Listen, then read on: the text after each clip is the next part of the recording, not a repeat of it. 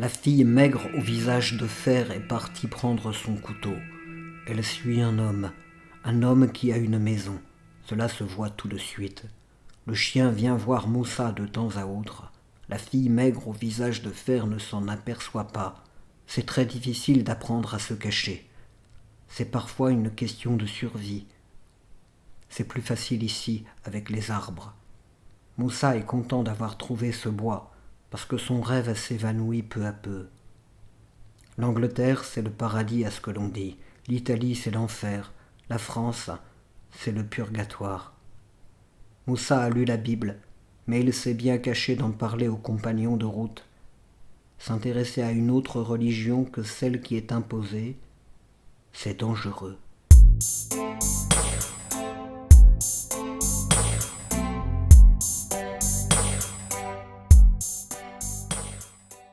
La journée, il marche, dort ou se cache. Il faut bouger régulièrement lorsqu'on est à découvert, afin de ne pas se faire repérer. Il a vite mémorisé les gens qui viennent régulièrement ici. Ce sont des marcheurs, des sportifs, des amis des chiens, des types habillés en vert s'occupant du bois, des familles avec des petits vélos, et maintenant, il y a cette fille maigre au visage de fer qui est accompagnée de son chien, Django, et cet homme fuyant sa maison. Il ne comprend pas cet homme. Par contre, il aime bien le chien au joli nom.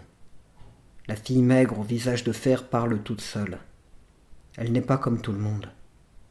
Peut-être entend-elle des esprits. Peut-être voit-elle des choses que les gens normaux ne voient pas. C'est pour cela que Moussa la suit. Les gens habités sont rares. Il vaut mieux toujours les avoir devant plutôt que derrière soi.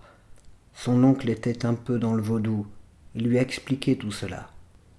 Dans sa famille, on avait des doutes sur cet oncle. Est-ce qu'il ne s'était pas fait vaudou, faute d'être né griot ?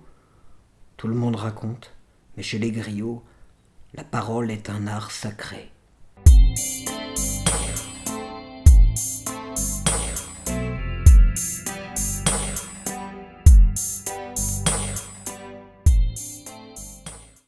La fille maigre au visage de fer s'arrête. Moussa fait de même. Elle s'abaisse, il se glisse derrière un arbre. Le chien grogne. Surtout ne pas se faire repérer. Cette femme est une élue de l'au-delà et elle est armée.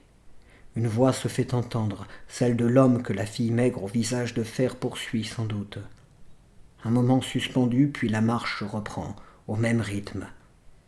Moussa en déduit que l'homme perdu au pas hasardeux s'est douté qu'il était suivi, mais le soupçon s'est dissipé dans l'écho de la forêt. Moussa reste sur ses gardes, s'efforçant de regarder autour de lui. Il reconnaît peu à peu le paysage, les chênes, les hêtres, les fougères, les bords de l'étang.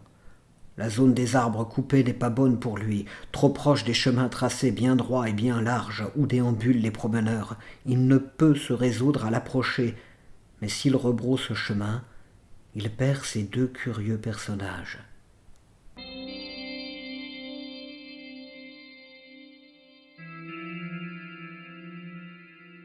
À force de trop penser, Moussa perd de sa concentration.